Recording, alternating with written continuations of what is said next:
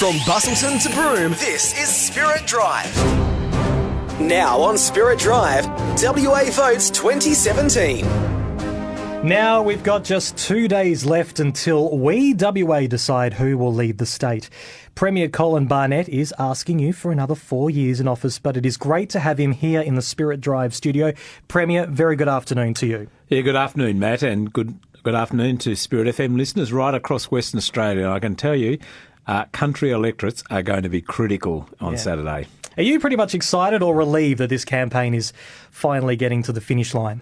Look, I'm probably relieved. You know, it's been a long campaign, but the last week of a campaign's always a fair bit of fun. You know, it's most of the major events, the debates and speeches have been done.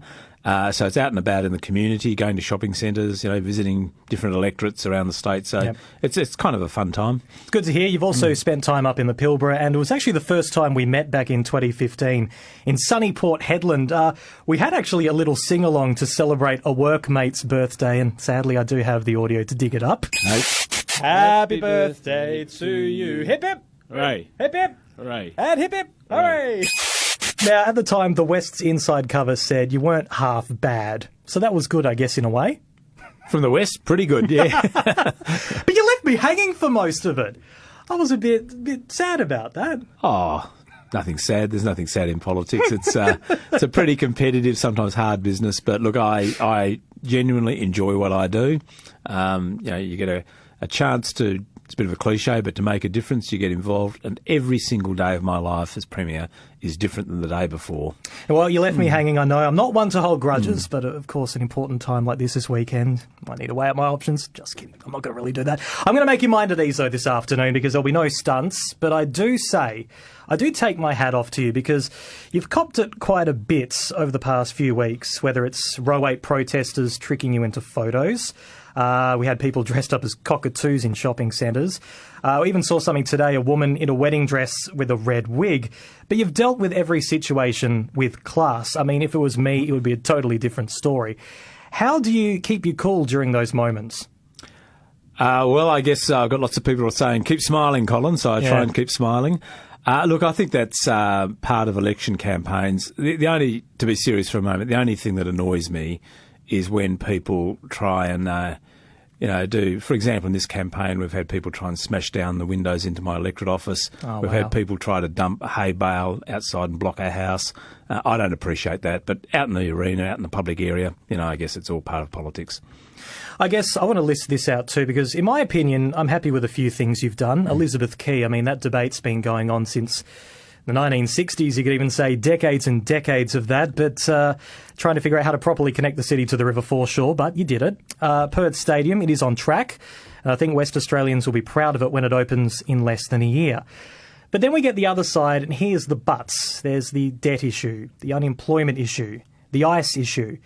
You've done a lot of good things for this state, but are you worried your legacy is unravelling in the electorate? Well, I'm not into legacies. I think this government has been a terrific government, and I'm proud to have been the leader. And you mentioned those projects. I'm incredibly proud of the hospitals that have been built both in Perth and throughout country WA, and I'm proud of the fact that this government, and I'll take a bit of credit here if I can do that, has got big projects underway around the state, like the Ord River Scheme, Stage 2, the big projects, Wheatstone and the big LNG projects, Gorgon and so on, and around the state, the new airport being built at Bustleton, Margaret River, a lot of tourism developments and the like, and big investment into agriculture across the state. So we're not a one-trick pony, and Perth has changed, but I think every regional city, every town in Western Australia has seen immense benefits over these last 8 years. And let's face it, country areas had been neglected for a long, long time. You mentioned hospitals. I guess, do you wish the Perth Children's Hospital could have been handled better? Look, I think the government has handled it well. There's been a failure in the construction, and this issue of lead, albeit tiny amounts of lead, and it's probably just about resolved now. I'm frustrated, and I'll give you an example. When I was in the southwest, a woman came up to me recently and said, my grandson has got to go into hospital for a very serious health condition. And she said, I just wish our family had the use of that new hospital for our little boy. And that's why I'm frustrated. All right, well, let's talk about another project, the Perth Stadium. I heard you on the radio this morning because we saw a policy Labor was looking to sell naming rights to the stadium and potentially Perth Arena. You feel quite passionate about not doing that. Yes, and look, with the Perth Arena, actually the sort of working group on that had agreed to sell the naming rights. When I found out about that, I reversed that decision, and the company that had booked it was very gracious, and they stepped back. With the stadium, I made it very clear from the start that it would be called Perth Stadium because it promotes Perth as the destination for interstate and international visitors, and let's be proud of it. That stadium belongs to all of us. And the idea of selling it to a corporate entity, just not acceptable to me as a proud West Australian. And I'll give you one little example, Matt. The stadium's been designed with a very sophisticated lighting system. So when the Eagles play, it'll light up in blue and gold. When the Dockers play, it'll light up in purple. I don't want to see it light up in the colours of some company. It's about our stadium, our sport, and as a born and bred West Australian, I'm not going to let anyone else have that right. The rights to individual function rooms and that, they've been sold, and that's fine. And even the garden areas around the stadium, Chevron and BHP have contributed to that, so they'll get recognised. But the stadium itself belongs to everyone. It's Perth Stadium for all West Australians. This is, of course, Spirit Drive right across WA. I have Premier Colin Barnett in the studio. Coming up next, we're going to open up to the listeners. We've received a few questions through the day, and the Premier will get a chance to give us an answer. That's next on Spirit Drive. Now on Spirit Drive, WA Votes 2017. Spirit Drive across Western Australia, and I am joined this afternoon by Premier Colin Barnett. Now, Premier, we've received questions from as far south as Busselton all the way up to Kununurra.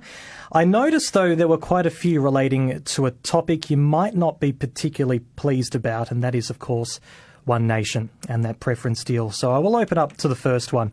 This question is from Jason. He says, if one of your policies is the privatisation of Western power, why would you preference One Nation, which will hand them the balance of power in the upper house when they have said they will block the sale? Well, there's no agreement with One Nation or any other party about policy. None at all. And in the lower house, where government is formed, the Liberal Party is preferencing the National Party, as we always do. That's where government's determined. In the upper house, yes, we have obviously preference Liberal candidates first, all 6 of them in each seat, and then there's a preference that goes to One Nation. It is simply recognising in those seats you have 6 members of Parliament elected in each region. So you've got multi-member electorates. So there's large numbers of candidates, and it's a mathematical exercise to try and maximise the Liberal Party vote. So there is no endorsement of One Nation, of Pauline Hanson, of their candidates or their policies. Not at all. It's just simply what you need to do, given that some of the smaller parties basically game the system. We can't ignore that as a major party. But then going forward, if you want to have another term as a Barnett government, does that worry you that One Nation might go a bit rogue and that may not happen and Western power may not be privatised, which is your big ticket policy here? Well, if the Liberal Party wins this election, we will have a clear mandate to privatise half of Western power. We will have that mandate, and I would expect members of Parliament to respect that. Otherwise, they're going counter to the view of the electorate. So that's what it is. And can I say, if One Nation candidates get elected to the upper house, it will only be because they've got a high primary vote, say 10% or so. That will elect them, not Liberal Party preferences. All right, we're going to go to Broome right now. Mel Murphy sent us a question. She says, where's our safe boating facility? When is it going to happen?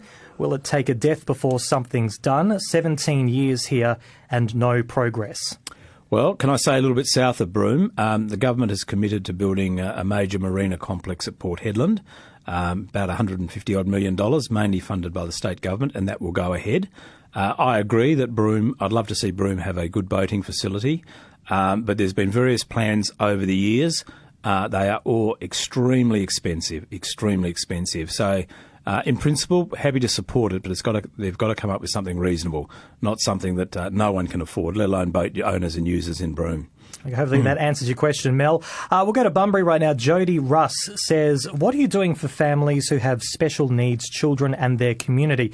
For example, are you going to provide more funding for support groups? Look, we provide, I think, an enormous amount of funding, both through schools, and this government I'm taking a broad view here, we have increased funding, for example, for disability by 121% since we've been in government. We've increased funding for mental health by about 85%, and funding for child protection and family support by about 85%. So I can honestly say there has never been such a strong commitment to social policy as this government has done, not by any other state or Commonwealth government in history. So, and the need's great and growing, and particularly young children have all sorts of issues. It can be speech therapy, they can have health issues, whatever else. The other thing we've done is we've established so far 21 child and parent centres, which help families that need extra support or children who need extra support. And that goes from birth, not from childhood days. So it's the early years up to about 8 years old. We've committed to establishing another 5 of those, and that makes a huge difference to children who need extra help or parents who need extra help in parenting.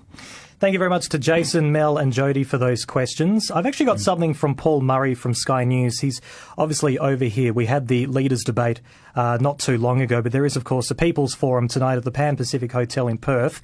He has left a little invitation for you. Let's take a listen.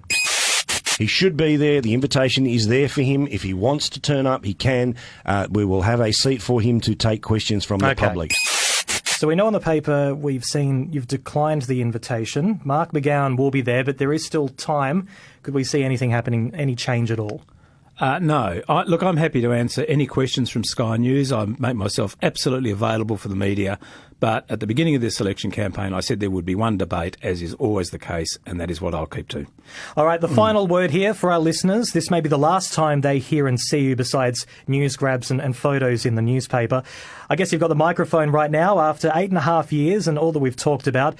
Why should we give you another chance on Saturday? Because this has been, in my view, an outstanding government. Despite all the ups and downs of the world economy, this state has grown by 40% in real terms over the last 8 years. We've had 500,000 more people born or mainly come to live in Western Australia because of the opportunities, and particularly through country areas. You know, the basis of the country economy is farming, and our opponents don't support GM, don't support live exports, don't support the Ord River scheme, don't support the irrigation projects we're getting underway. And in the mining and petroleum industry, it is only the Liberal Party that supports mining and mining jobs. So, you know, for country people, that's pretty important. And if this government is not elected, you know, programs like royalties for regions will disappear under Labor. They will disappear. So, you know, there's a lot more to be done around Western Australia. And I just simply say to people, think very carefully about your vote. You know, if you think you're going to have a protest, you know, your vote will count for 4 years. And I hope people will trust this government because, you know, there's been no corruption, no scandals in this government. Think back to when Labor was in power. Inquiry after inquiry, ministers forced to resign because of investigations on corruption activities. That has not happened under my government because of the standard I set. And Western Australia can feel proud and confident in its future. So that's my pitch to the country, WA. There you go. That is the final word from Premier Colin Barnett. Of course, we did invite the opposition leader, Mark McGowan, to come on the program. Still waiting for a response, although he will be on live tonight, Sky News, for the People's Forum in Perth. Premier Colin Barnett, truly good luck for this weekend, and thank you very much for this opportunity on Spirit Drive. Thanks, Matt, and thank you, listeners.